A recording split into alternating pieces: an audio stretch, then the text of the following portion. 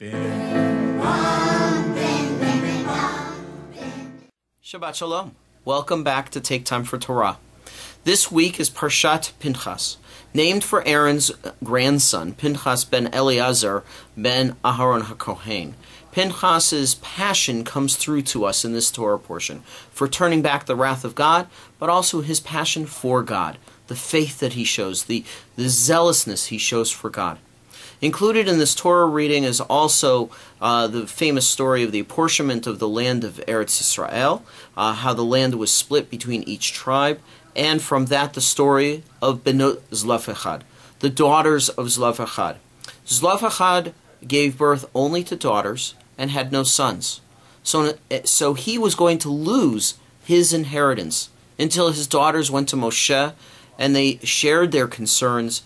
Moshe understood and thus made a decision that each Israelite clan would be able to inherit it, even if there were no sons. It changed the laws of inheritance, and in a sense it's one of the first times where equality plays itself out and the rights of women. Also contained in this Torah portion are the outline of each of the special maftirot, the special last sections of each holiday Torah reading, when we set out for us the holiday and the sacrifice and the time of the year. But I would like us to focus this week on the second aliyah. It's a pretty long aliyah, and in a sense it's almost as boring as reading the telephone book. You see, it is only a setting out of a list of names and their number. It's the second census. But it's very interesting. If you read it very closely, you'll notice that something has been added. Rashi actually points this out to us.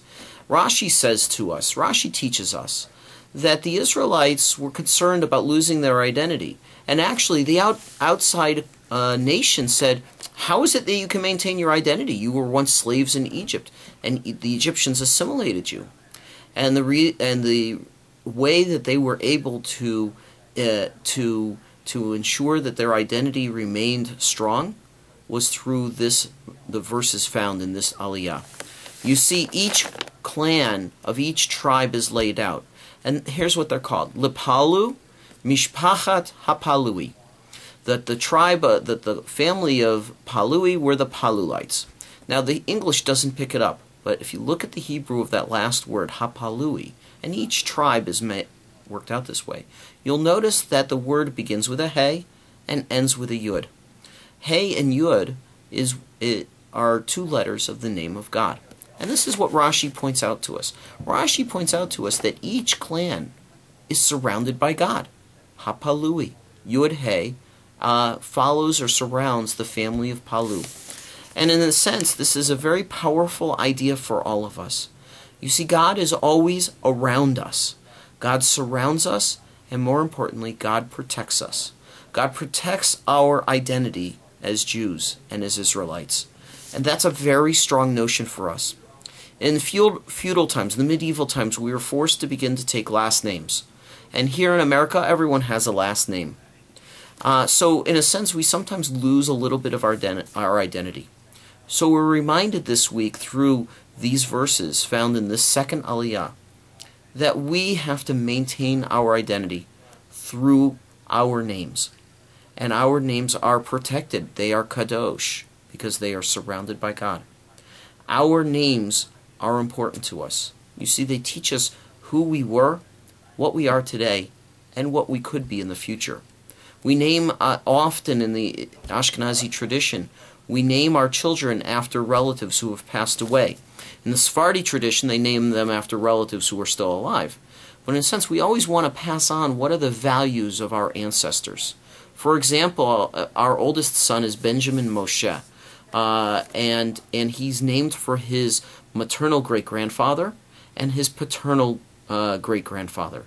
Both were very important, very menschlich kinds of men. They both had that qualities in them that showed leadership and goodness and kindness. And so those are the values that we've hoped we have passed on to Benjamin and to our other children. Knowing our names gives us a power.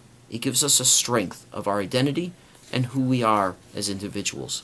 So I'll encourage you this week, spend a few minutes Find out what your Hebrew name is. Write it down for yourself. Find out who you are named for. Find out a little bit of the history of your name, both your English name as well as your Hebrew name. You see, our last names were all came from certain backgrounds. My last name, Gaber, probably is a version of Gaba or Gabai, someone who works in the synagogue and ensures that all the aliyot are there. It could also mean giver, one who gives. Go and find out what your last name is. Find out what your first name means. I'll be glad to help you. Just email me or call me, and we'll figure out together what your names, both in English and Hebrew, are and what they mean. I wish you a wonderful Shabbat. Shabbat Shalom, and I look forward to seeing you next week.